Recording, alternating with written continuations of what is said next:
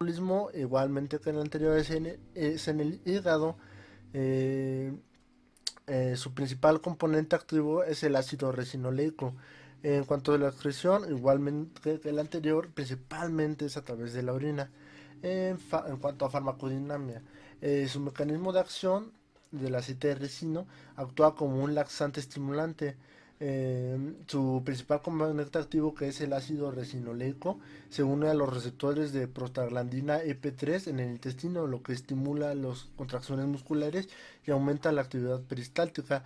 Luego viene la parte de estimulación del peristaltismo. El ácido resinoleico aumenta la actividad peristáltica del intestino, lo que acelera el tránsito de las heces a través del tracto gastrointestinal. Y su efecto laxante, al aumentar la motilidad intestinal, el aceite de resino promueve la evacuación de las heces de una manera más adecuada. Siguiente. Su presentación, en esta podemos encontrar cinco principales presentaciones, que son los supositorios, administrada por enemas, cápsulas, tabletas y líquidos orales.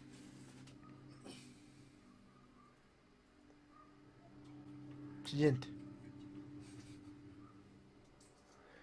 Su biodisponibilidad.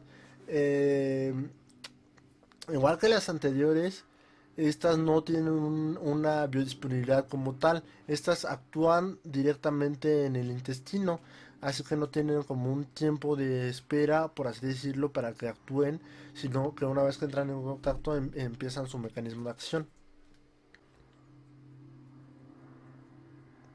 En efectos secundarios y adversos. Efectos secundarios.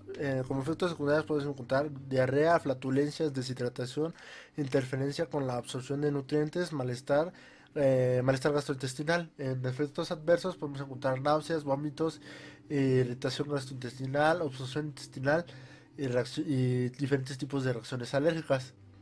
En cuanto a contraindicaciones, estas se contraindican en pacientes con obstrucción intestinal, algún tipo de dolor abdominal sin alguna causa aparente, a pacientes con apendicitis o sospecha de esta misma, en presencia de náuseas o vómitos. Pueden ser graves, más que nada en los graves, un sangrado gastrointestinal, algún tipo de reacción alérgica, en estreñimientos agudos sin alguna causa aparente y condiciones médicas graves. En posología, en los aceites, la dosis tópica del aceite mineral es de más o menos entre 15 a 45 mililitros, o lo que viene siendo de 1 a 3 cucharadas por vía oral, una vez al día o según sea necesario para tomar o sea, según sea necesario para el paciente. Esta se recomienda tomar con los alimentos, pero no hay ningún problema si no es así. En cuanto a la leucosota sódica, la dosis tópica se da entre los 50 a los 360 miligramos por vía oral, una o varias veces al día según las necesidades del paciente. Las dosis de esta misma pueden variar según la presentación del medicamento, ya puede ser en cápsula, tableta, líquido o en los diferentes tipos. Siguiente. En posología para niños. Para los niños, sí se administra este tipo de laxantes, pero lo primordial es que primero no se quieren dar parámetros para la administración de estos medicamentos, ya que esto siempre va a requerir la valoración de un médico, de acuerdo a las necesidades, peso, talla y el padecimiento que tenga el niño, se le va a administrar de acuerdo a una dosis que el médico establece. O sea, no hay una dosis exacta para cada tipo de niño. O sea, depende del padecimiento de él, el tamaño, peso y entre otras características que tenga que tener el paciente pediátrico.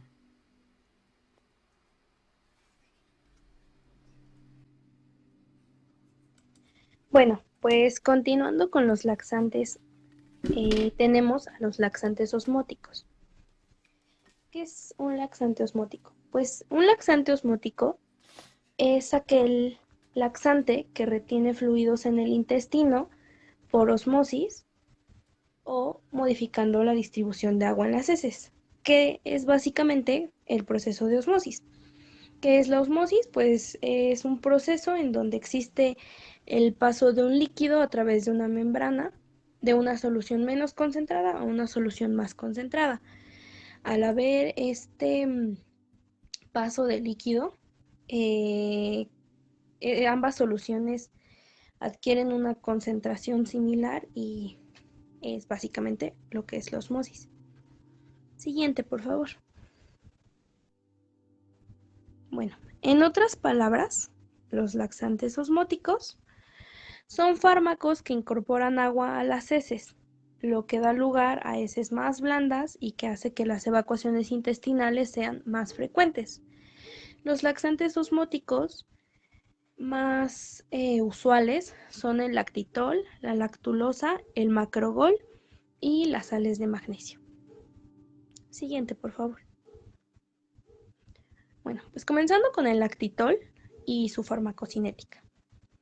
El lactitol tiene una mínima absorción oral con una biodisponibilidad del 0.5 al 2%. Se aloja en el colon en donde es metabolizado y este metabolismo lo sufre por bacterias intestinales, dando lugar a ácidos orgánicos de cadena corta, que son los responsables de su efecto farmacológico. La mayoría de este fármaco se encuentra en las heces, ya que no se absorbe, y en la orina aparece menos del 2% de la dosis. Su farmacodinámica, eh, pues fármaco, el lactitol, no se absorbe en el intestino. ¿Por qué? Pues porque es un disacárido de galactosa y sorbitol. O sea, no es un sustrato de disacaridasas y por lo tanto no se puede absorber en el intestino. Entonces, lo que hace es que va a absorberse en el colon. Al llegar al colon, es metabolizado por la microflora intestinal, que son los bacteroides y los lactobacilos. Después es transformado en ácidos orgánicos de cadena corta, que puede ser ácido acético, propiónico y butírico. Estos ácidos incrementan la presión osmótica en el intestino, dando lugar a una mayor liberación de agua hacia la luz intestinal. Es decir, existe un incremento en el volumen e hidratación de las heces.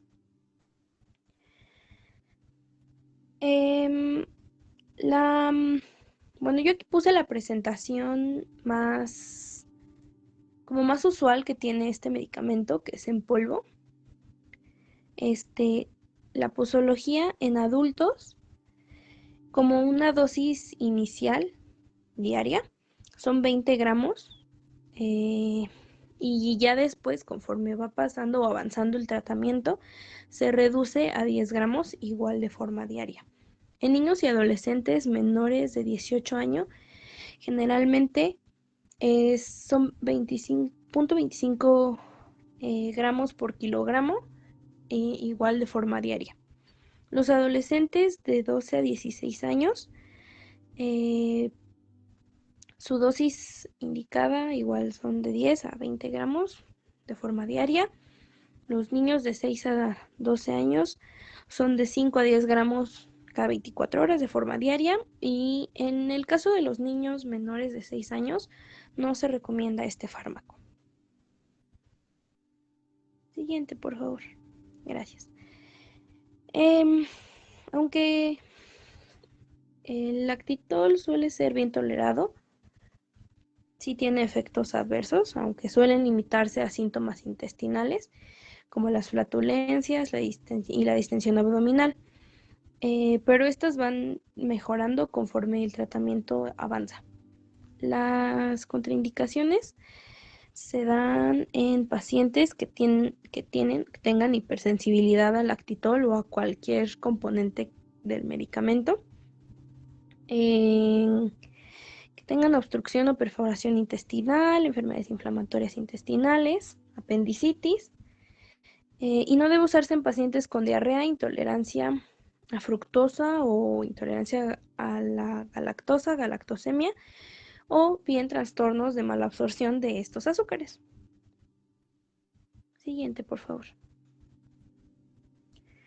Pues después está la lactulosa, su farmacocinética. La lactulosa se absorbe pobremente en menos de un 3% de la dosis en el intestino delgado. Se aloja en el colon, que es en donde es transformada. Es metabolizada por la flora bacteriana y transformada en ácido láctico y principalmente, y pequeñas cantidades de ácido fórmico y acético que son posteriormente eliminadas con las heces. Y su excreción,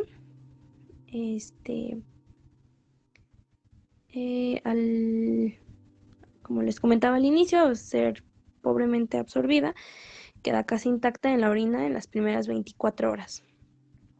La farmacodinamia,